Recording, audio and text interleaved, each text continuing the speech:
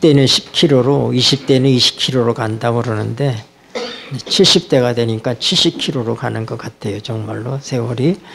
그러나 우리의 겉사람은 후피하지만 우리가 낙심하지 않습니다. 왜요? 우리의 속이 날로 새롭기 때문입니다. 주님 만날 날이 점점 가까워 오고 있기 때문입니다. 요한일서 2장 20절 말씀입니다. 요한일서 2장 20절 너희는 읽겠습니다. 시작.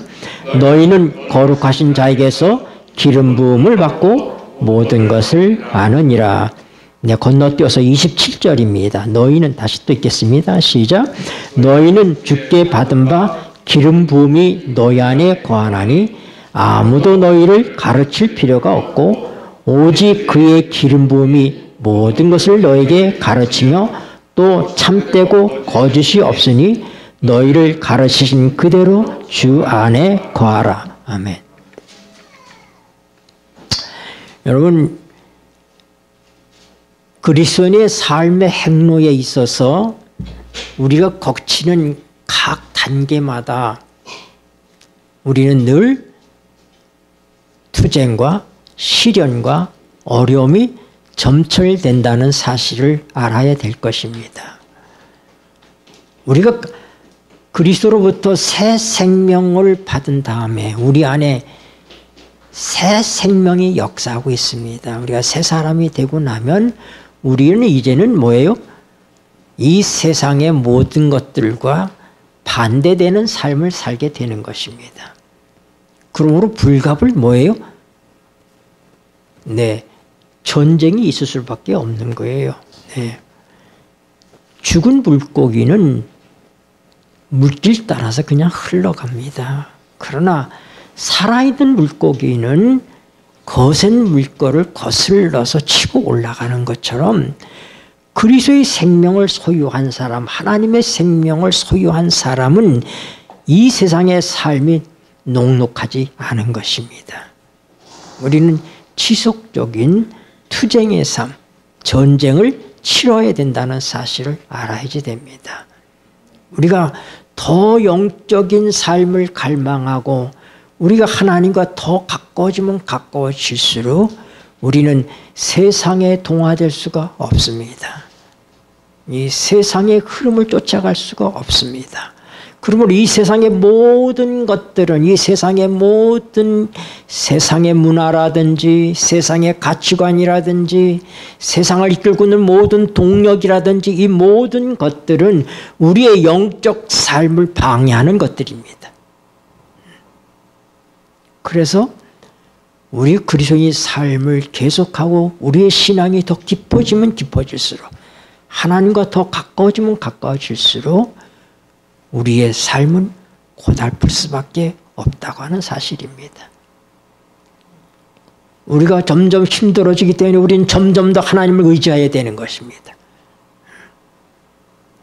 우리가 힘든 것만큼 우리는 더욱더 누구를 의지해야지 돼? 네, 하나님을 의지해야지 됩니다. 네, 그리스도의 삶은 육으로 사는 삶이 아니잖아요. 그렇죠? 그래서 우리의 신앙의 각 단계, 우리가 육신적 단계에 우리의 신앙 상태가 머물고 있을 때에 우리의 투쟁은 뭐냐면 죄와의 싸움입니다. 우리 육신으로 짓는 죄의 문제와 싸우는 거예요. 그럼 우리가 혼적인 상태에 우리 신앙이 머물고 있으면 그때 우리가 싸우는 싸움은 무슨 싸움이에요? 우리의 육적인 생명, 내 자아와의 싸움이 이루어지는 것입니다. 그러나 이제 우리가 영적인 단계에서 성령 안에서 살아가게 되면은 우리는 그땐 무슨 싸움을 싸워요? 실제적인 사단과의 전쟁이 시작됩니다. 그것은 사단이 우리를 넘어뜨리려고 공격하는 여러 가지 초자연적인 능력과 우리가 싸워야 되는 것입니다. 여러분, 이스라엘 백성이 애굽에서 나와가지고 그들이 편안하려고 나온 것이 아닙니다. 그들은 뭐하게 나와서 있어요? 전쟁하기 위해서 나온 것입니다. 하나님께서 이스라엘 백성을 왜 애굽에서 구원해 내셨어요? 전쟁시키시려고. 그들이 광야에 왔을 때 누구하고 싸웠어요? 제일 먼저 싸운 원수가 아말렉입니다.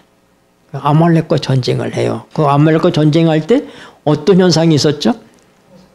모세가 산에 올라가서 이 전쟁하고 있는 그 여호수아가 이제 전쟁을 이끌고 있는데 그 광경을 보면서 그가 하나님께 손을 들어 기도를 하는 것입니다. 근데 기도를 하는데 한참 지나면 이 손이 팔이 아프니까 내려오잖아요. 내려오면 어떻게 돼요? 이스라엘이 쫓기고 모세의 손이 하나님 향해서 올라가면 이스라엘이 이기는 거예요. 그걸 누가 보는 거예요? 아론과 훌이 보고 있다 이 말입니다. 아론과 훌이 같이 올라가 있는데 그걸 보면서 어떻게 했어요? 이거 안 되겠다 생각해가지고 어떻게 지속적으로 모세의 손이 전쟁이 끝날 때까지 들고 있을 수 있도록 그래서 평평한 돌을 하나 갖다가 모세를 거기 앉히고 그리고 어떻게 한 사람은 오른팔을 아론은 만약 오른팔을 들었으면 훌은 왼팔을 들고는 종일토록 그 손이 내려오지 않도록 이렇게 붙들어줬다 이 말입니다. 네. 여러분 기도도 혼자만 할 수 있는 게 아닙니다. 협력해야 되는 것입니다. 우리의 전쟁의 성패는 기도에 하나님과의 교통하는 데 달려 있어요. 네. 하나님의 능력을 우리가 얼마나 힘 있느냐에 달려 있는 것입니다. 그런데 광야에서는 아말렉과 싸웠는데 드디어 요단강을 건너서 가나안에 들어가니까 누구하고 싸웁니까?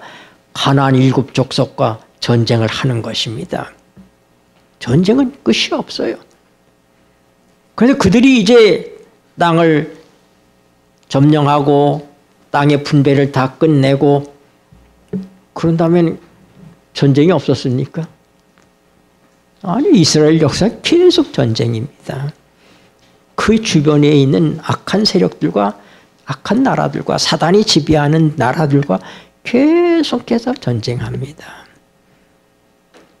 왜요? 이스라엘 공격하는 악한 세력의 우두머리가 누구예요? 사단이죠. 이스라엘은 뭐가 있어요? 성소가 있습니다. 하나님과 교통이 이루어지는 성소가 있어요.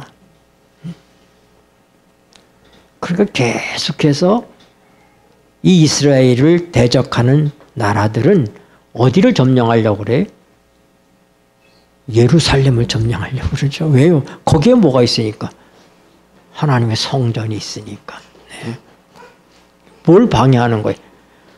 하나님과의 관계가 끊어지도록 하나님께 제사를 드리지 못하도록 그 성정을 회파하는 것이 이 모든 이스라엘을 대적하는 나라들, 악의 세력들이 획책하는 그들의 목적인 것입니다. 누가 그렇게 하고 있어요?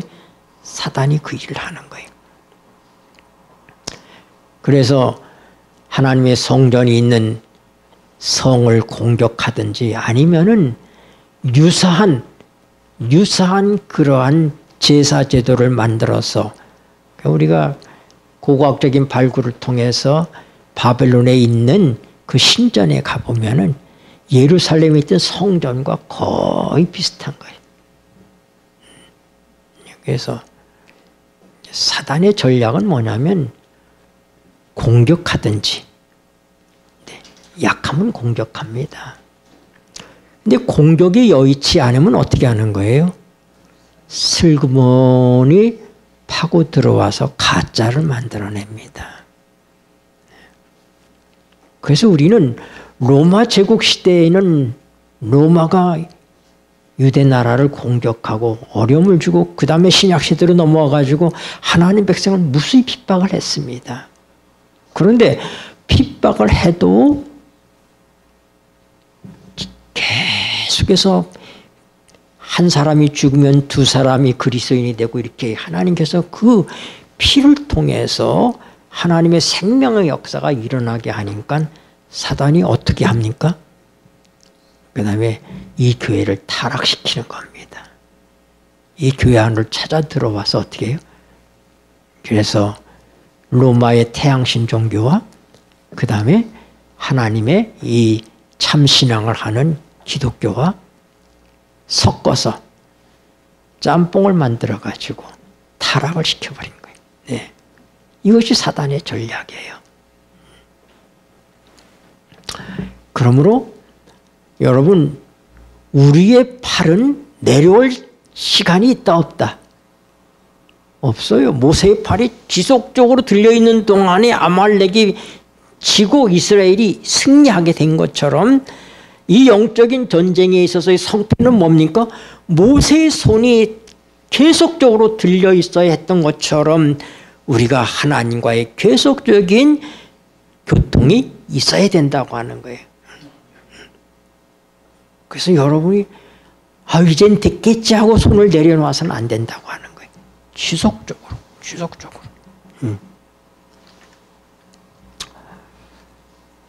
참 오늘 그리스도인의 삶에 있어서 우리가 알아야 될 것들은 뭐냐면 하나님께서 어떻게 우리와 교통하시는가,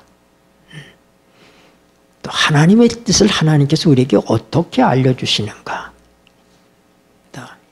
이런 것들을 우리가 알아야지 됩니다. 왜냐하면 우리는 영적인 백성이잖아요. 네. 여러분이 수학을 잘 하려면 뭘 알아야 돼요? 공식을 알아야 되잖아요. 수학 공식을 잘 알아야 돼. 공식을 모르면 수학 문제를 풀 길이 없습니다. 그런 것처럼 우리가 영적 싸움을 잘 하려면 뭘 알아야 돼? 영적인 법칙을 잘 알아야지 돼요. 하나님께서 이 영적 싸움을 어떻게 하시는지를 우리가 알아야지 됩니다. 그러니까 그리스도인이 교회 잘 다니고 헌금 생활도 잘하고 도덕적으로 잘 살게 하지만 영의 세계에 대해서 관심도 없고 영의 세계가 어떤 것인지도 모르고, 하나님은 영이시기 때문에 왜 우리를 거듭나게 하셨어요? 우리의 활동하지 않는 마비되고 죽어버린 우리의 영을 부활시키셔서 하나님과 우리가 영적인 교제를 가지고 교통을 통해서 하나님의 뜻을 우리에게 알리고 하나님의 능력을 우리에게 주셔서 우리의 생각대로 살지 아니하고 어떻게 해요? 하나님의 뜻을 분별하는 그런 지혜를 우리가 주셔서 하나님의 뜻대로 살려니까 내 의지로서 하나님의 뜻대로 살 수 있다 없다? 없다고 하는 것이죠. 그렇게 되면 우리가 어떻게 해야지 돼? 내가 내 자신을 내려놓고 하나님의 성령을 통해서 살아야 되는 것입니다. 그러니까 영적인 싸움을 싸우지 않는 사람에게서 성령이 필요 없어요. 싸울 일도 없습니다. 그저 육적인 문제를 지지고 볶고 살 뿐이죠. 영적 전쟁의 경험이 없는, 애석하게도 그런 무지한 삶을 많은 그리스도인이 살도록 사단이 그렇게 우리를 눈멀게 하고 있다고 하는 사실입니다. 관건이 뭐예요? 관건이 아무리 한강에 물이 우리 집 앞까지 수도로 연결이 다 있지만은 수도꼭지 안 틀으면은 우리 집에 물은 메마릅니다. 물이 들어올 방법이 없잖아요. 그러니까 하나님이 어마어마한 걸 준비하고 계시는데 그것이 우리의 것이 되게 하시는 그 영적인 법칙, 영적인 역사의 이 과정을 모르게 만들면, 무지하게 만들면 아무리 한강물이 흘러넘치고 있어도 우리 집에는 손 씻을 물도 없는 거예요. 수도꼭지가 망가지면 뭘로 우리가 물을 공급을 받습니까? 그래서 사단은 아주 대단히 IQ가 높은 존재 아닙니까? 우리하고는 비교도 할 수 없는 그런 존재예요. 그러니까 어떻게 무엇을 어떻게 하면은 이 하나님의 백성을 망가뜨릴 수 있는지를 그는 참으로 타락한 이 지구를 타락시킨 이후로 지금 6,000년 넘게 그 일을 해오고 있습니다. 그는 선수예요, 그거에 대해서.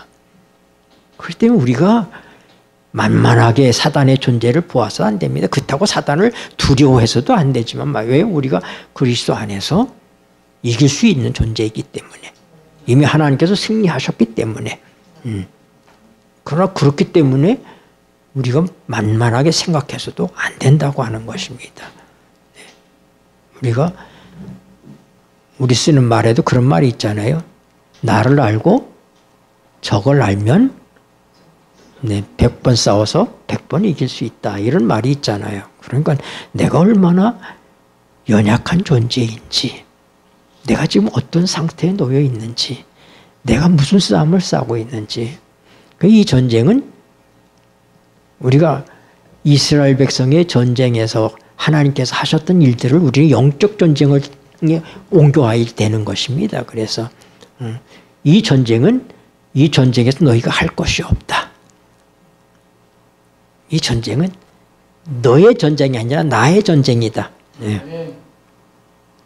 이스라엘 백성이 출애굽기 14장 13절에 보면은 출애굽한 다음에 홍해바다 앞에 딱 도달했는데 바다가 가로 앞에 놓였고 뒤에는 애굽의 군대가 추격해 오잖아요. 그야말로 도간에 든 쥐가 된 겁니다. 진퇴양난이야. 앞으로 나갈 수도 없고 뒤로 갈 수도 없는 이런 절박한 상황에서 아우성 칠 때 모세가 한 말이 뭐냐면 너희는 가만히 있어.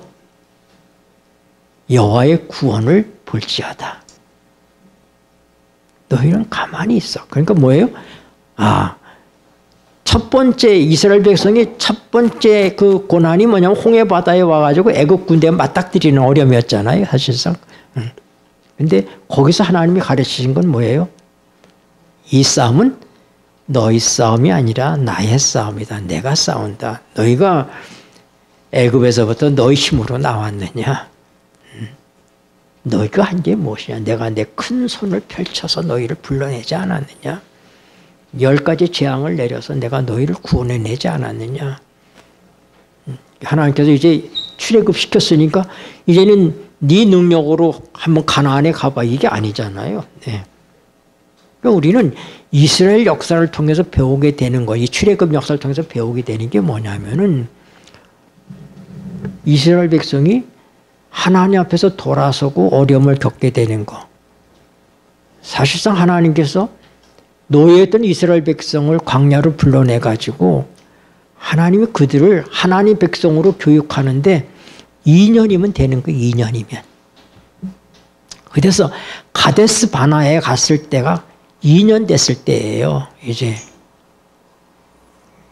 그들이 시내산에서 십계명도 받고 이제 이런 것들이 다 끝난 거예요. 다 끝나가지고 가나안 접경에 이제 가서 이제 들어가면 되는 건데 거기서 그들이 뭐예요? 전쟁이 정탐하라고 시켰더니 이 전쟁이 누구 전쟁인 줄 아는 거예요? 자기들 전쟁인 줄 아는 거예요. 그게 실패한 거예요. 하나님께서 계속 가르치는 건 뭐냐면은 이건 내 싸움이다. 내 전쟁이다. 너희는 나를 믿기만 해라 이거야. 나를 신뢰해라. 나를 의지해라. 그럼 우리가 이 영적인 전쟁에 있어서 우리가 승리하는 방법은 뭐예요? 믿음이에요. 하나님께서 우리를 위해서 준비하신 모든 것들을 우리가 숙지하고 그 방법을 쫓아서 믿는 것입니다. 네. 간단한 건데 우리는 뭐예요? 하나님 눈에 안 보이고 현실은 눈에 보이거든요. 그러니까 그 전쟁 현장에서 내가 사단과 싸워야 되는 것처럼 생각되는 거예요. 문제가 맞닥뜨렸을 때 우리는 그 문제와 내가 대항해야 되는 것처럼 생각하는 거예요. 근데 우리가 늘 성경은 우리에게 가르쳐주는 것이 뭐예요? 히스기야가 아수르와의 전쟁을 할 때 그들이 와가지고 말에 겁을 주고 말입니다. 하나님을 모독하고 막 그러는데 그거를 히스기야가 하나님 앞에 펼쳐놓고 하나님께 기도하잖아요. 그랬더니 그 밤으로 18만 5천 명이 죽었어요. 하나님의 천사가 그들을. 전쟁은 누구에게 속해 있다? 하나님께 속해 있다. 이걸 알아야지 돼. 예. 그래서 구약은 실제적인 전쟁의 역사를 우리에게 보여줌을 통해서 우리에게 뭐예요? 방법과 교훈을 주시면서 눈에 보이지 않는 사단과의 영적인 전쟁을 치러야 되는 우리들이 어떻게 이 전쟁에서 승리할 수 있는지를 구약이 우리에게 가르쳐주고 있는 거예요. 어떤 경우에 이스라엘 백성이 실패했고 어떤 경우에 성공했는지를 보는 거예요. 우리 눈의 이스라엘 역사를 보니까 어때요? 왕들이 하나님께 충성하고 하나님을 의지할 때는 그들이 평안하고 번영했습니다. 그렇죠? 그러나 그렇지 않을 때 그들이 어려움 속에 빠졌어요.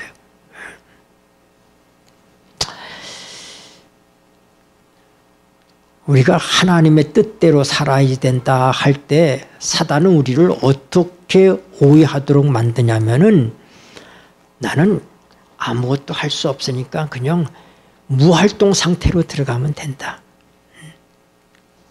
가만히 있어서 하나님께서 어떻게 내게 해주시기를 기다리는. 그럼 하나님께서 왜 우리에게 생각을 주시고 왜 우리에게 감정을 주시고 왜 우리에게 의지를 주시고 왜 우리에게 이성을 주셨습니까? 하나님의 성령의 역사하는 역사와 악령이 역사하는 역사가 확연하게 다릅니다. 어떻게 다르냐? 하나님의 성령께서는 우리의 의지를 말살하지 않습니다. 하나님께서는 우리를 갖다가 꼭두각시로 만들고 역사하시지 않습니다.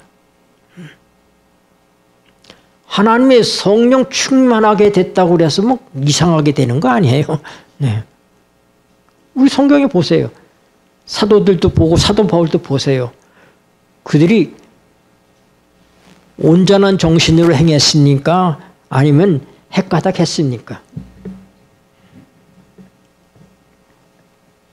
그런 거 없어요. 온전한 정신으로 행하잖아요. 그들이 성령 충만해도 뭐예요? 온전한 정신으로 행하는 거예요.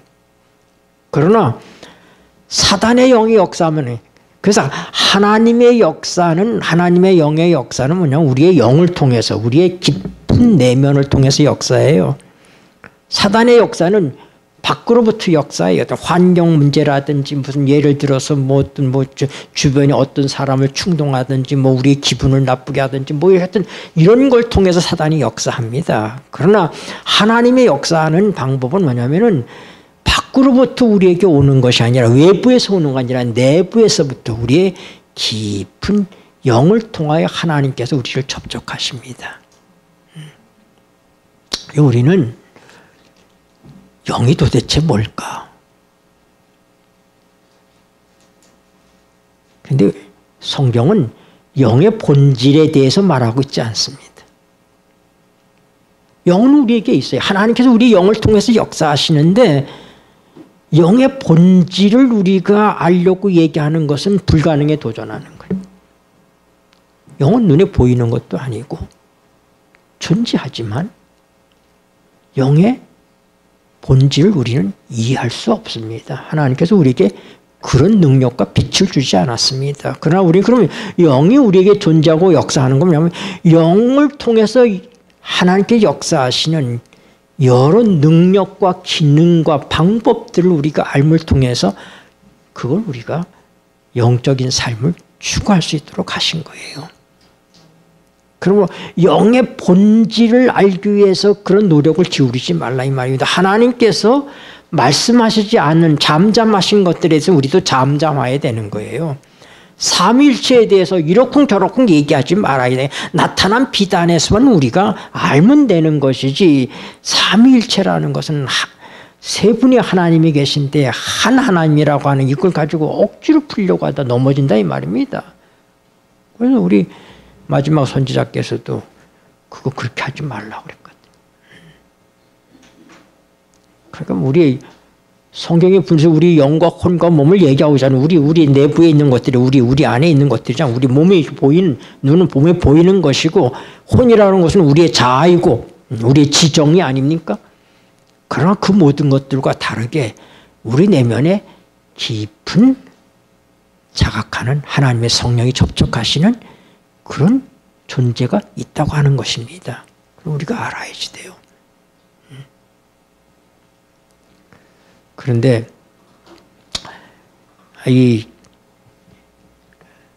어떤 사람들이 오해를 해가지고 하나님의 뜻에 맡긴다 하는 것에 대해서 나는 무활동 상태에 들어갔다. 그냥 완전히 내가 아주 다 손을 들어버리고 아무것도 안 하고 하나님께서 어떻게 해주시면 기다리는 것은 그것은 사단에게 나를 내주는 것과 똑같습니다.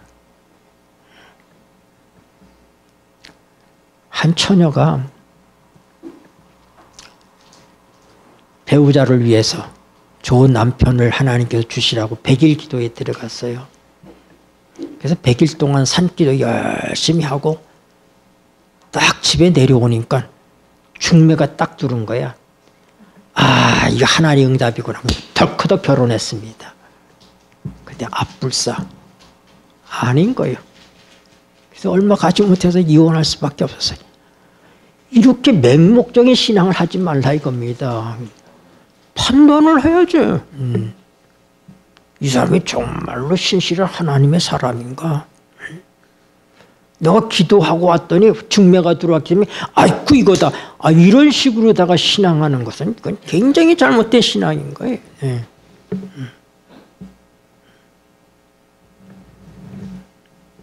사단은 우리가 그렇게 신앙하기를 바랍니다. 그래서 어떻게 우리를 갖고 노는 거예요.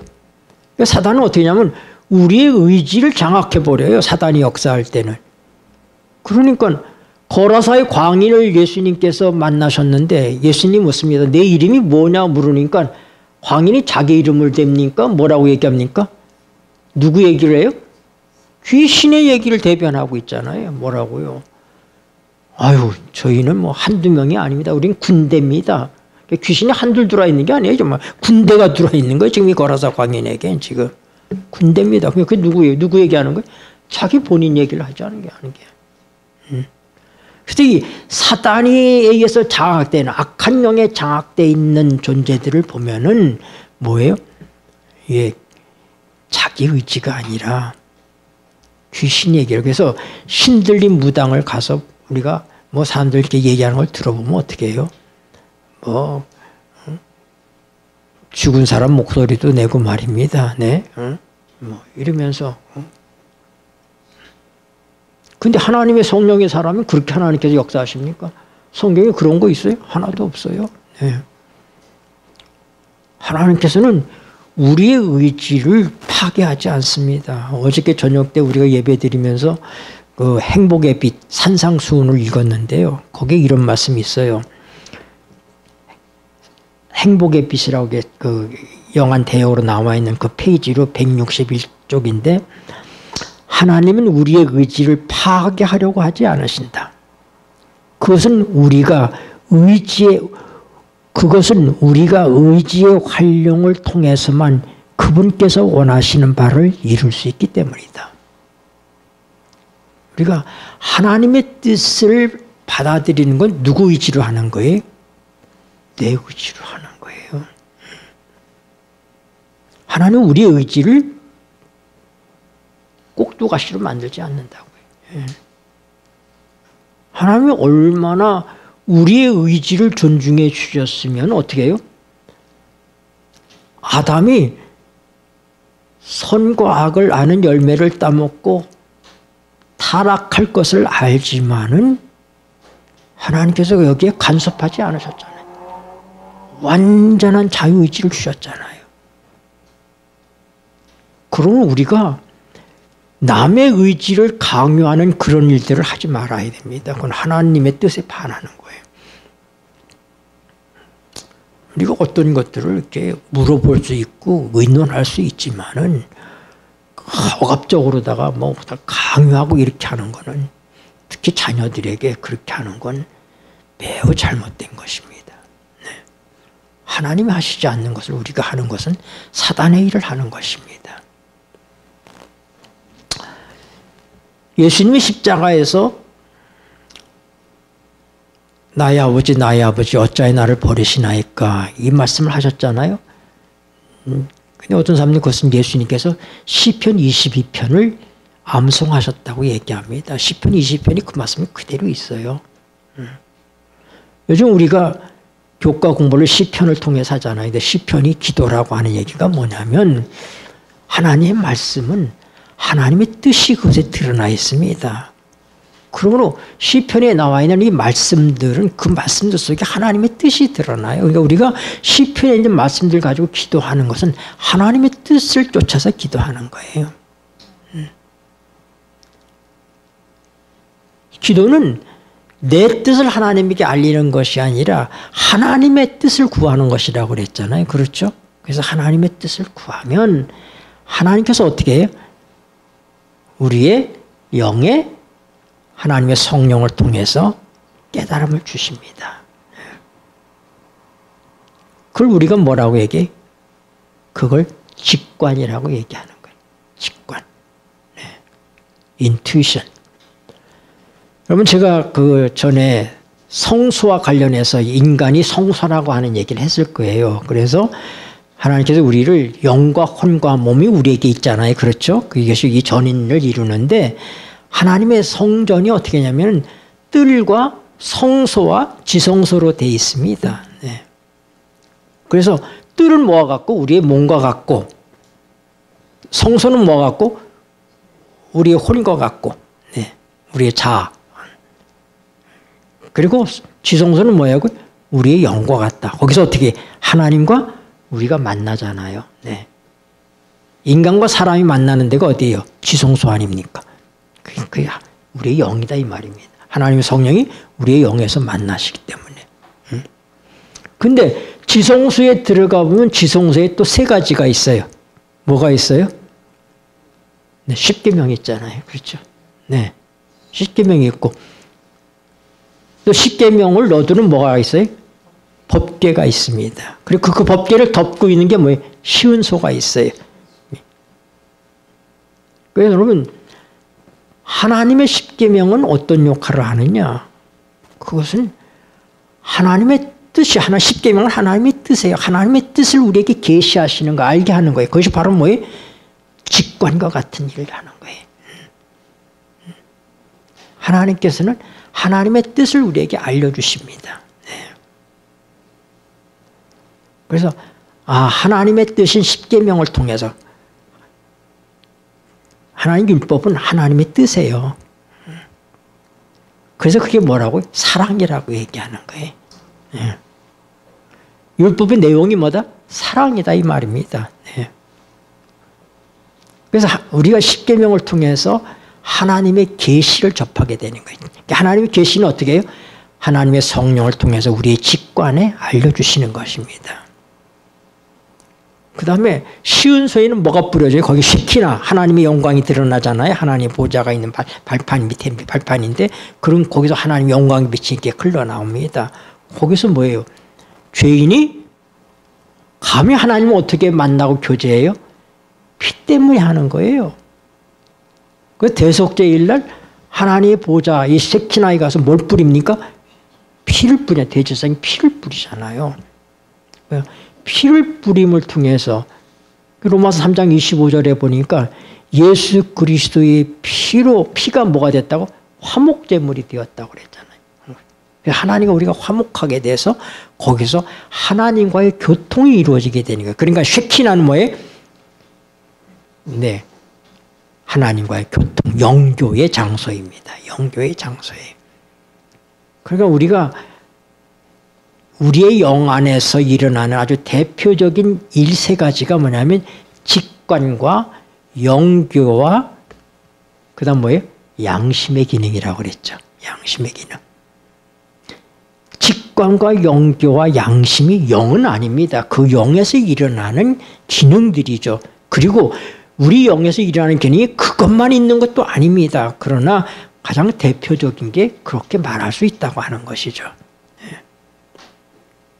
그래서 우리의 영인 바로 지성소, 그 지성소의 대표적인 게 뭐가 있다? 십계명과 시은소와 법궤가 있다. 네. 그래서 십계명은 뭐다? 하나님의 뜻을 알리는 직관과 같은 역할을 하고 있는 것이고 하나님과 교제가 이루어진, 교통이 이루어지는, 바로 영교가 이루어지는 것은 쉐키나, 네, 쉬운 소를 얘기한다고. 피가 발라지니까. 그럼 법궤는요? 이 십계명이 어디 속에 들어있어요? 법궤. 그리고 법궤를 뭐라고 얘기하냐면 증거궤, 그렇게 얘기합니다. 증거궤. 네. 여러분, 사도 바울이 얘기하지만 성령이 내 안에서 내 양심을 증거하고 있다, 그렇게 얘기합니다.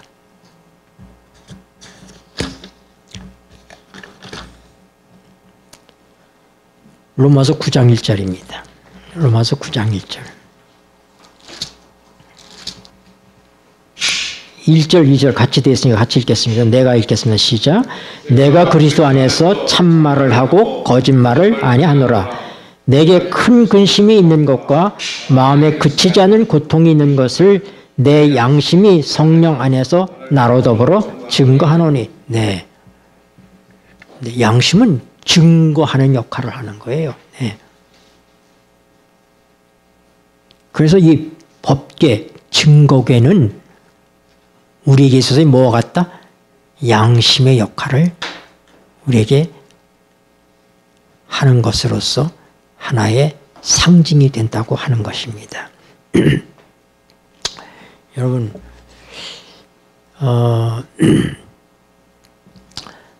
하나님의 성령의 역사를 우리가 오해하도록 만드는 많은 초자연적인 현상들이 있습니다. 제가 아주 성령 집회라고 하는 곳들을 제가 좀 몇 군데 젊었을 때 다녀봤습니다. 그래서 뭐 따라 뭐 수백 명, 수천 명이 모이는 그런 집회에 가면은 말입니다. 거기서 어떻게 하냐면 그 집회를 이끌고 있는 강사에 이끌려서 어떻게 하면 마치 체면에 걸리는 것처럼 내 의지를 갖다가 거기다가 이렇게 따라가 줘야 되게. 따라가 주면 어떻게 되느냐면은, 제가 한 집회 갔는데 놀라운 걸 제가 봤어요. 거기 있는 많은 사람들에게 성령이 역사하신 증거를 보여준다 그러면서 뭘 하느냐면은 이 강사가 말입니다. 성령을 임파테이션 한다고 그래요. 이제 임파테이션 한다고 그러면서 막 한 다음에 그 다음에 뭐냐면 서로가 입을 벌려보라는 거야. 여러분의 이빨이 다 금이빨로 변했을 거라고 그러는 거예요. 되게 우리가 다 이빨 보면은 뚜라찌 한 이빨 있잖아요. 아말감, 왜 이렇게 메탈로다가 스탱으로 한 것들 있잖아요. 이렇게 옛날 쌈뿌라찌라고 그랬나? 이렇게 그걸로다 우리가 이빨들 했잖아요. 그런데 그 이빨이 번쩍번쩍하는 금이빨로 다 변하는 거예요. 그 참상은 수많은 사람들이 서로 이빨 보느라고 입 벌리고 쳐다보고 있는 거예요. 그런데 그 이빨 보고 있는데 어떻게? 싸구려 그 쌈뿌라찌로 한 이빨들이 뭘로 변해 있어? 번쩍번쩍 금이빨로 변해 있는 거예요. 사단이 별 속임수를 탔습니다. 네. 그게 성령의 역사일까요? 아니요. 그런 짓을 사단은 얼마든지 할 수 있어요. 근데 그렇게 할 때 뭐냐면 그냥 그 사람들이 또 성령 받으라고 그러면 그 맛을 한번 본 사람들은 그 집에 쫓아다녀가지고 이제 벌러덩 두루넣어가지고 어떻게 합니까? 쓰러져가지고 막 뇌전증 환자들 있잖아요. 그 간질하는 환자들처럼 그렇게 막 이게 침을 흘리고 뭐 부들부들 떨고 막 이렇게 누워서 합니다. 그들은 그게 신령한 경험이라고 생각하는 거예요. 초자연적인 경험이라고 다 신령한 게 아니에요. 성령이 하시는 게 아니에요. 거짓 영의 역사가 너무나 많은 것입니다. 네. 근데 그 모든 것들을 보면은 어떻게 의지를 말살해서, 그러니까 내가 뭐래? 체면도 의지가 강한 사람은 안 걸려요. 네. 내가 저 사람이 하나님께 따라야지 되는 거야. 뭐 이렇게 말하면 따라서 어떻게 거기에 끌려가야지 그 다음에 체면에 걸리지. 내가 내 의지가 나 안 걸리겠다고 생각하면 안 걸리거든요. 네. 그러니까 사단이 역사하는 건 어떻게 한다? 우리를 무방비 상태로 만들어. 그래서 역사한다고 하는 거예요. 우리가 이런 영적인 역사들을 어떻게 사단이 하고 있는지를 우리가 알 필요가 있습니다. 그래서 여러분, 우리가 성령의 음성을 듣는다. 성령을 쫓아서 산다. 우리가 로마서 8장 1절부터 9절에 보면은 영을 쫓아 사는 삶에 대해서 우리가 가르치고 있습니다. 근데 영을 쫓아 산다고 하는 것이 그건 뭐냐? 영을 쫓아 사는 삶 속에서 율법의 요구가 이루어진다고 얘기하잖아요. 네. 그런데 그게 그건 뭐냐면 하나님의 성령이 우리의 직관에 알려주시는 대로 순종하는 삶을 사는 것이 그게 성령을 쫓아서 산다. 영을 쫓아서 사는 삶이다 하는 것입니다. 그래서 우리가 우리의 이 혼 속에, 우리의 자아 속에 우리의 감정이 있잖아요. 감각이 있잖아요. 우리에게. 네. 누굴 좋아하고 때리면 아프고 또 싫어하기도 하고 뭐는 이런 감각기관이 있는 것처럼 슬퍼하고 이런 것이 있는 것처럼 우리의 영 안에도 그런 똑같은 감각이 있다는 걸 알아야 돼. 그래서 우리가 혼적인 이 감각을 영적인 감각으로 혼동해서는 안 됩니다. 그건 다른 거예요. 다른 거예요. 그래서 우리가 성경에서 이 영과 관련해서 어떤 말씀드리는지 볼게요. 예수님께서 겟세마네 동산에서 제자들에게 기도하라고 그랬는데 졸고 있으니까 거기 와서 얘기할 때 뭐냐면 마태복음 26장 41절에 마음에는 원이로되 육신이 약하도다 그랬잖아요. 그때 그 마음이 원이라고 할 때 그 마음이 원어로 보면 영입니다. 영. 영으로는 원하지만 그러니까 영 속에 뭐가 있다고요? 원함이 있다고 하는 걸 우리가 알아야 돼요. 네. 그런 감정이 있다 이 말입니다. 네. 마가복음 2장 8절에 보면은 지붕에서 중풍병자를 달아내렸잖아요. 네.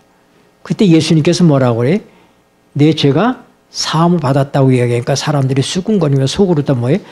감히 어떻게 죄를 용서하느냐? 하나님 한 분에 누가 죄를 용서하겠느냐?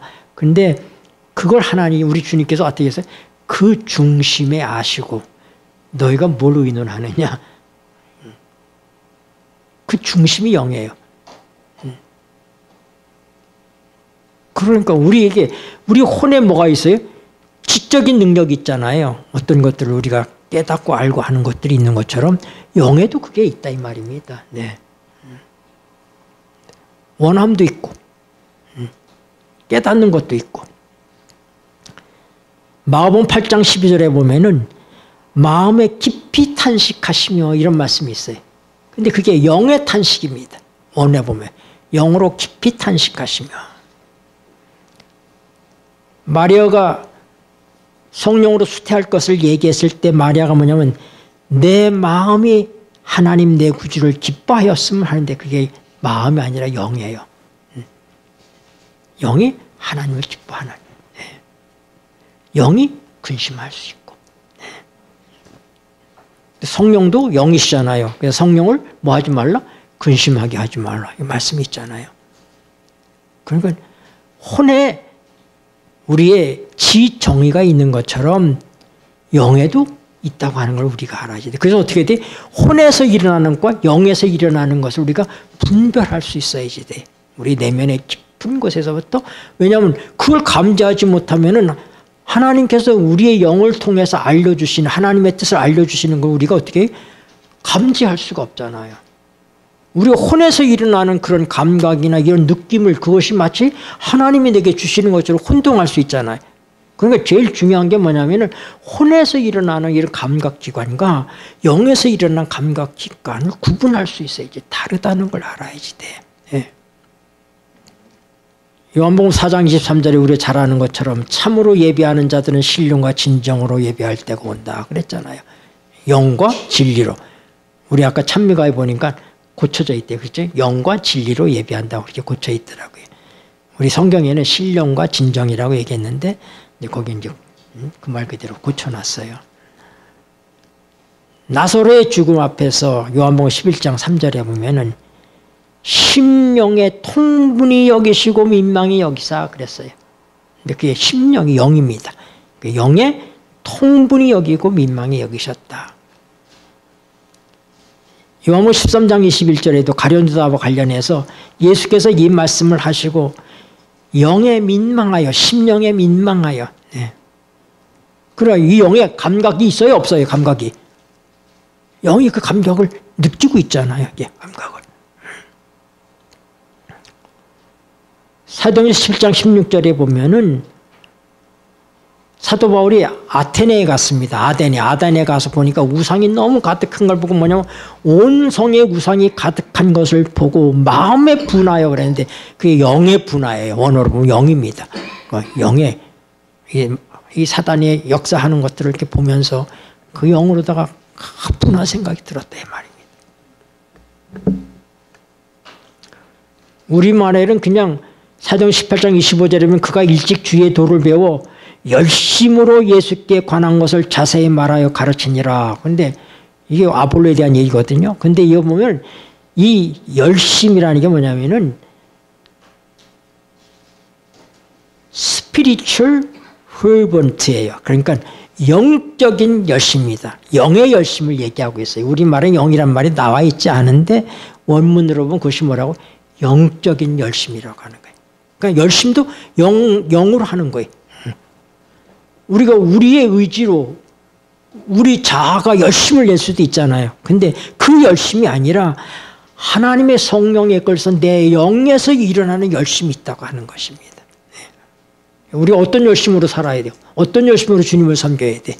내 자아 열심이 아니라 내 영에서 일어나는 하나님과 협력함을 통해서 일어나는 그런 열심으로 주님을 섬겨야지 되는 거예요.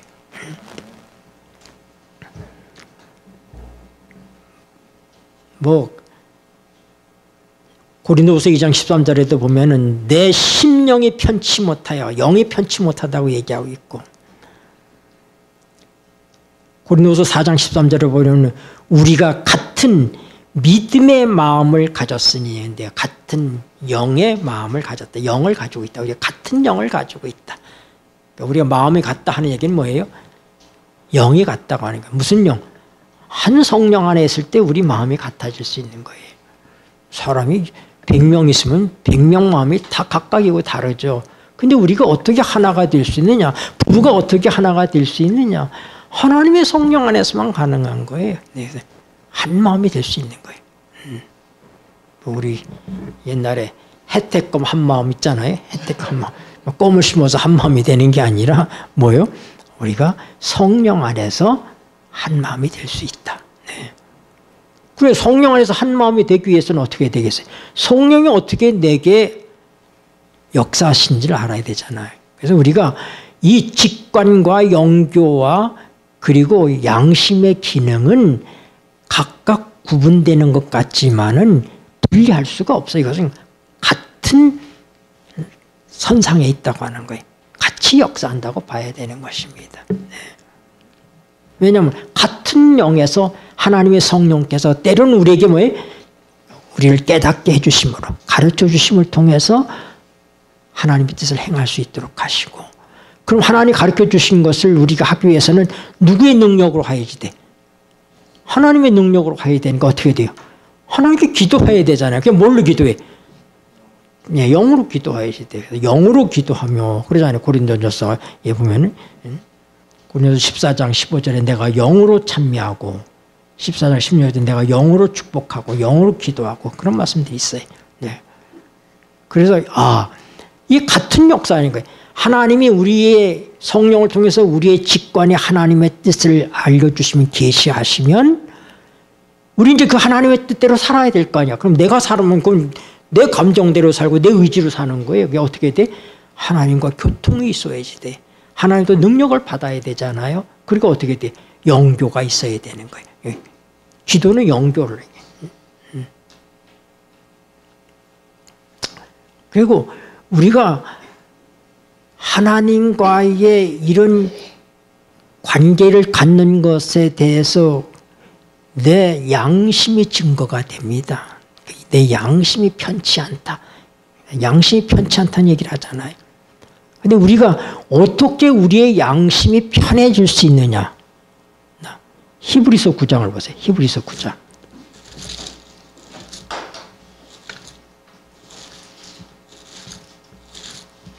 영적인 얘기를 하고 있으니까 여러분들에게 좀 어렵게 들릴지 몰라요. 그냥 어려울지라도 여러분들이 이것을 깨닫기를 제가 바라는 것입니다. 히브리서 9장 14절. 하물며 읽겠습니다. 시작. 하물며 영원하신 성령으로 말미암아 흠없는 자기를 하나님께 드린 그리스도의 피가 어찌 너희 양심으로 죽은 행실에서 깨끗하게 하고 살아계신 하나님을 섬기게 못하겠느냐. 네.